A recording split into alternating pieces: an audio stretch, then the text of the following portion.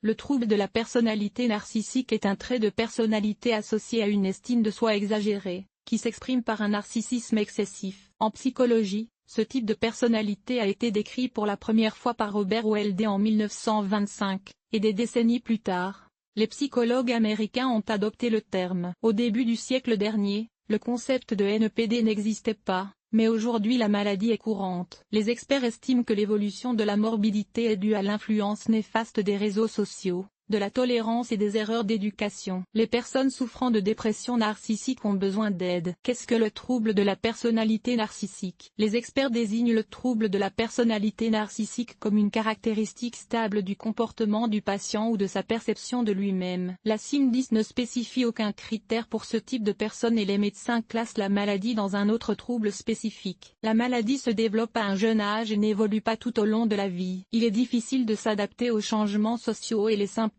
peuvent être légers, modérés ou graves. Ce phénomène mental est considéré par les experts comme un dysfonctionnement grave aux conséquences irréversibles. Les causes.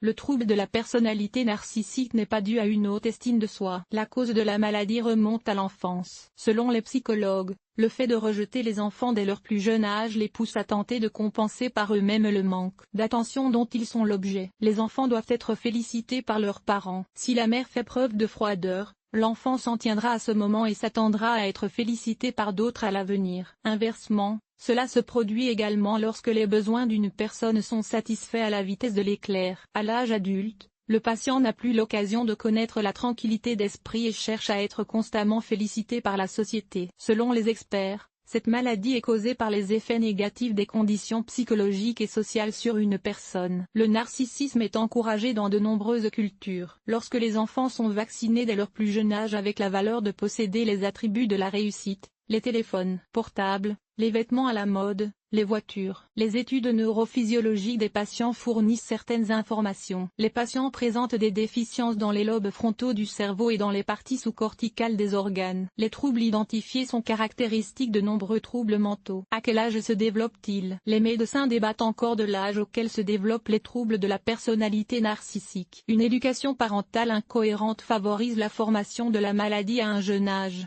tandis que les violences subies dans l'enfance entraînent l'apparition de signes alarmants à l'adolescence. Les psychiatres peuvent poser un diagnostic précis à l'âge de 16 ans. Les patients peuvent confondre les troubles mentaux avec des opinions exagérées sur leur talent. À cet âge, le narcissisme est à la vue de tous et cherche à provoquer l'admiration universelle. Signe du trouble de la personnalité narcissique. Les médecins reconnaissent immédiatement le narcissisme. Les troubles de la personnalité distinguent les individus dans la société parce qu'il est inhérent aux signes suivants. L'attentat à la bombe, la création d'une image parfaite, le désir d'humilier les autres. Une telle personne est préoccupée par le désir de paraître plus belle que le reste de l'arrière-plan. Sur les réseaux sociaux, elle met en scène les meilleures photos, mais la jonquille n'édite pas les images. Le patient a sa propre façon de communiquer, qui humilie les autres. Les symptômes des troubles psychotiques sont la peur de montrer ses sentiments et l'incapacité à écouter ses interlocuteurs. L'autocritique n'est pas un trait de caractère dans les troubles de la personnalité narcissique. Le moindre échec provoque un nouvel abus en direction d'un parent,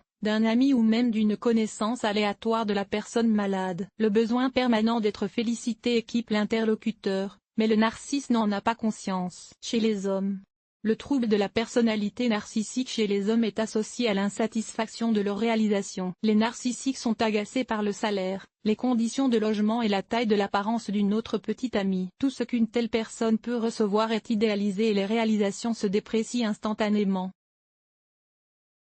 Les causes des troubles de la personnalité narcissique s'imposent dès l'enfance et peuvent alerter sur l'apparition de la maladie. Les enfants sont particulièrement vulnérables. Cela signifie que l'on ne peut pas vanter les qualités de l'enfant en sa présence ou se concentrer constamment sur la beauté du bébé. Il est beaucoup plus utile de reconnaître l'enfant dans l'amour et d'entretenir en lui une bonne estime de soi. La thérapie de groupe aide les adultes souffrant de troubles mentaux. Son objectif est de développer l'empathie à l'égard de l'interlocuteur. Conclusion.